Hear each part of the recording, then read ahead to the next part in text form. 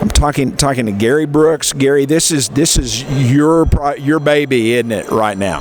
Well, it is mine. I own it with a partner, Charlie Nicholas, out of Dallas. The two of us own it. Yeah. Okay. What are the top two challenges that you have in front of you here now, taking this old building that's really not had much done to it in years and years? Well, I would tell you the first challenge is not getting overwhelmed by the size of it. You know, it's a 1.1 million square feet. We have a $225 million budget, and you just can't get overwhelmed with that. You have to just take it a piece at a time. Probably the second biggest challenge, I went out and hired the best people that I could find in every different area that I needed. Got over 140 people that I deal with directly just on the building, and then there's probably another 500 behind them that are working on the project. So, my wife calls it the orchestra. Conducting that orchestra of these are all incredibly creative and strong personalities, which is why I hired them, and just choreographing that dance and making sure that everybody's on the same page moving forward. And I'd say a third challenge is making sure that we take the time to not make a mistake. Right. Shot. And you don't want to look back and go, gosh, if we'd have spent a little more time, did a little more homework, maybe we would have done something different. Right. So we're standing in the Great Hall now, which used to be the place where you would come if you wanted to make a deposit or talk to a loan officer or something like that years and years ago when the building was first built. Now, I overheard you telling some people that some of this deco work up on the ceiling is going to have to be hand painted, hand restored. Is that right? Yeah, this is my first attempt at something like this. But to do it right, everything's got to be hand cleaned. The ceiling has had a lot of damage over the years. I doubt if anybody's probably touched that ceiling since 1931. And we know that if we don't repair it now, you'll never repair it once it opens up. So we'll bring in restoration artists. We had one group in, we sampled last week, and they actually scaffold all the way to the ceiling, and they hand stencil the entire ceiling. So it's a pretty fascinating process. All the columns get hand touched and oiled and buffed, and there's 50 years of tar and nicotine on these walls and ceiling. Smoke from 1931 to 1980 probably. And so there's just an incredible amount of work. It'll take them over a year just to restore this one room.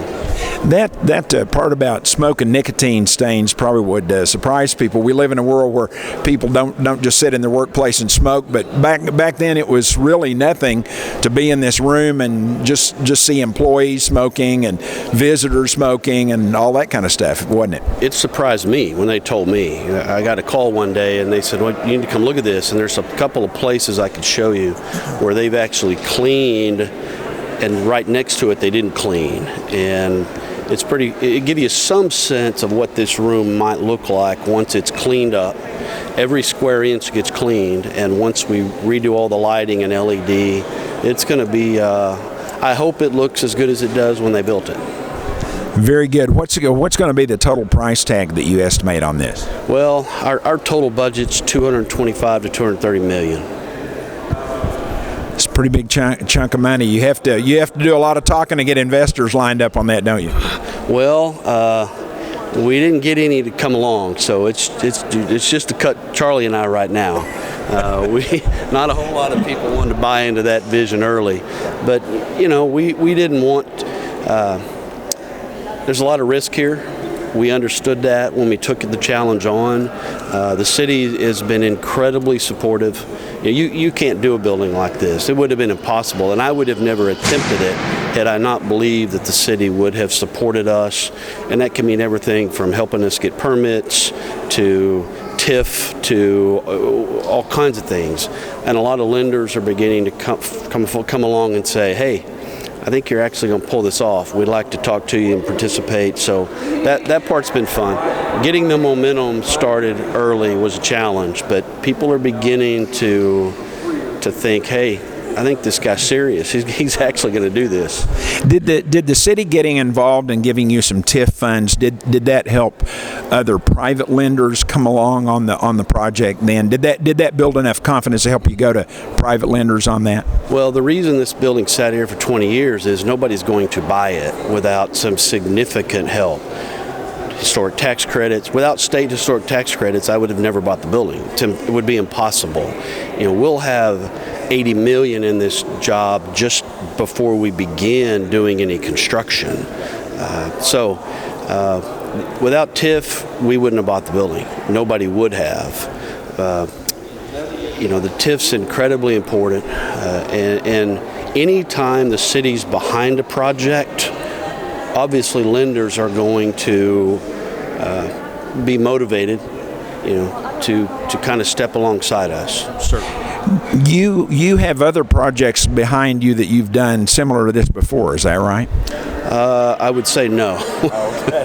But as a friend of mine said, nobody's done anything like this before. So I'm not sure if that makes me unqualified. I'm an apartment developer.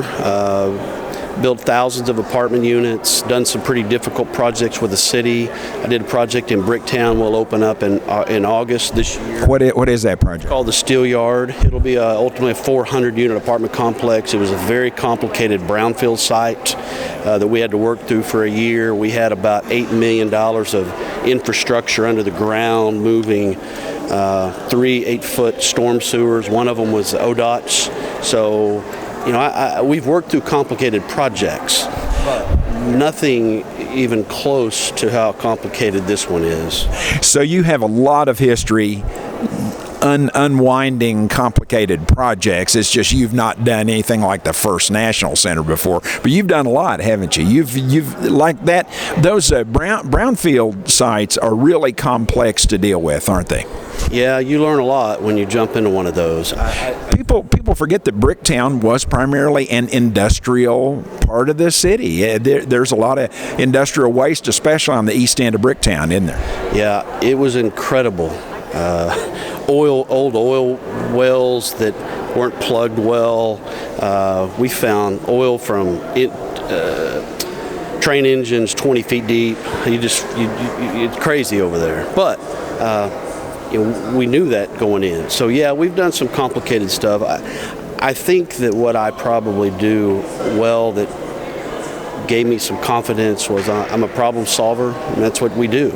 You buy a building and you start solving problems, and you believe that there are the right people around you who can help you solve those problems. What completion time are you thinking about right now? Of course, nothing ever works out the way you want it to, but what are you talking about right now? Summer of 2020. We think we're 3 more years. We started in February, and one of the reasons we wanted to have the open house was we felt like that we're about to get into some serious construction with the asbestos removal and the demolition of all everything will be new: pipe, wires, conduit, air conditioning, plumbing, all of that, elevators, all of that is new. So we have to take out all the old stuff without disrupting any of the historical elements. So that'll take a good year, and then we'll have a pretty tough 2 years of construction after that. Is this primarily going to be residential? Well, no, it really begins with the hotel. I mean, everything's going to revolve around the hotel.